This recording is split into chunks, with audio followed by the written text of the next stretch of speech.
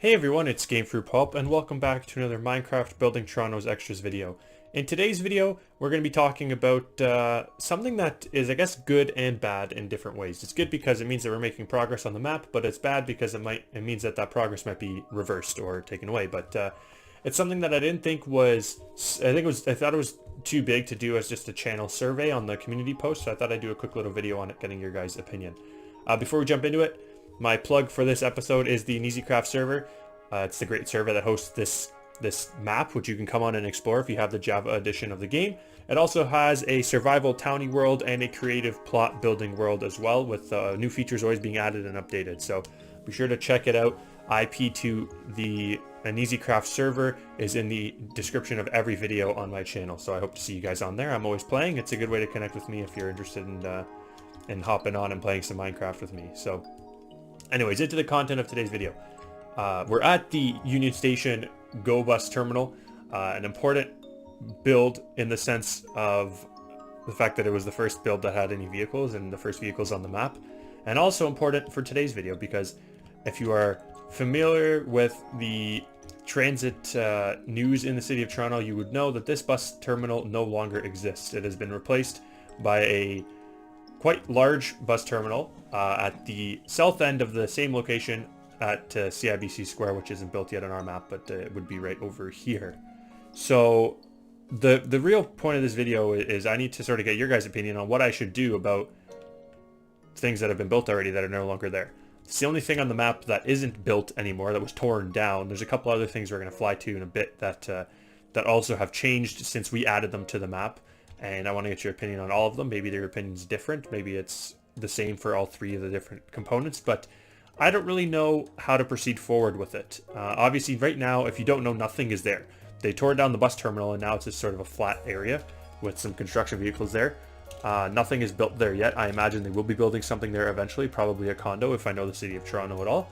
So it'd be a condo. It's going to be probably a pretty large condo, but it likely will be quite a while before that's built. So in the meantime, I don't know whether to leave the bus terminal there or to tear down the bus terminal and make it look like it does today, which is sort of a construction zone with some vehicles and it's fenced off and all that kind of stuff.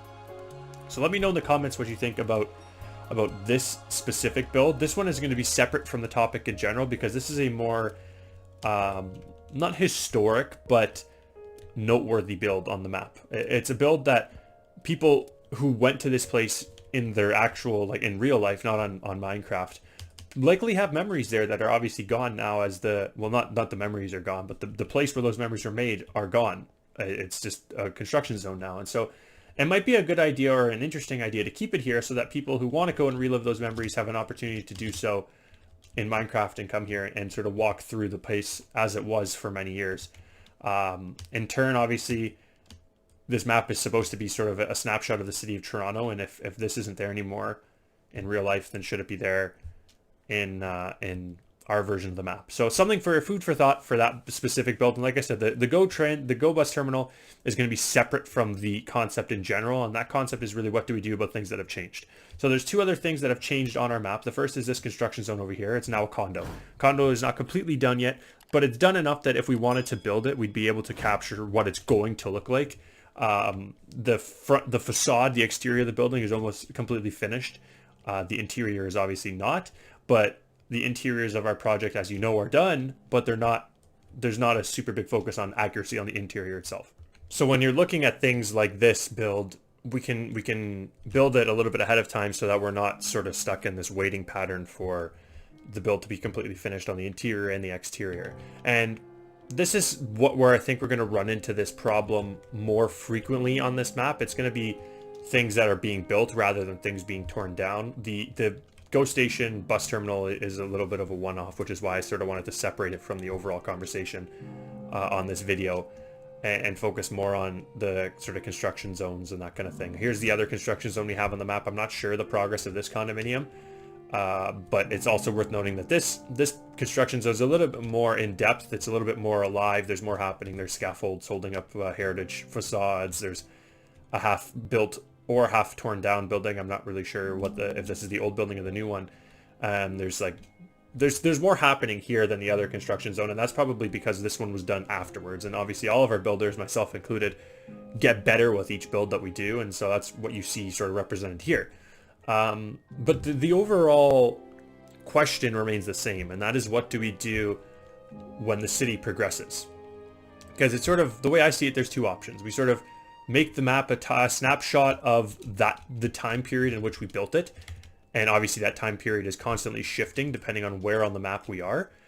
Or we can try and keep the map constantly up to date and make it a current snapshot of the city, meaning that if you drop the person into the game at, say, the Esplanade and Church, and you drop them in real life at the corner of Esplanade and Church, they'll know from playing here that if they wanted to get to Birksey Park, they could, say, walk up to here and then swing west on Front Street, and then you get to Birksey Park. Obviously, this isn't going to change in the future. I don't know what that guy's business is here, jaywalking down front. Obviously, things like that won't change in the future, but say somebody wanted to find this random modern condo that they're building at this intersection. If it's not there, they can't find it. And that's sort of where we get to my sort of thought process here, is that things that are getting built, I'm more inclined to try and keep up to date with, versus things that are getting torn down and not yet replaced with anything. I'm personally of the opinion that we could probably leave them there. But at the same time, I also appreciate and understand the value in trying to keep it up to date there as well and make it a construction zone. So again, I'm kind of torn. We've got jaywalkers everywhere here. I'm kind of torn on what to do, which is why I sort of turned it to you guys, and we need some Minecraft police to give these guys jaywalking tickets. That's why I turned it to you, basically. So let me know what you guys think about it. Let me know what you think we should do about this issue, and obviously that'll be the deciding factor. So I'm looking forward to seeing what you guys say and working off of that. So yeah, that's really everything. If you're new to the channel and this is the first video you've watched on the channel, be sure to subscribe and check out the Building Toronto playlist.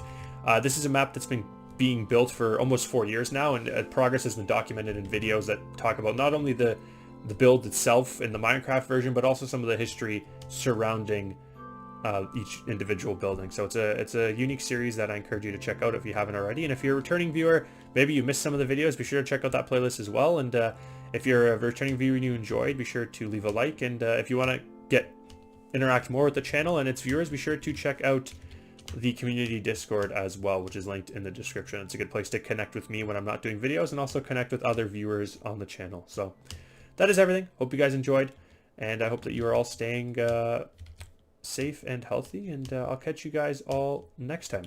Have a good one.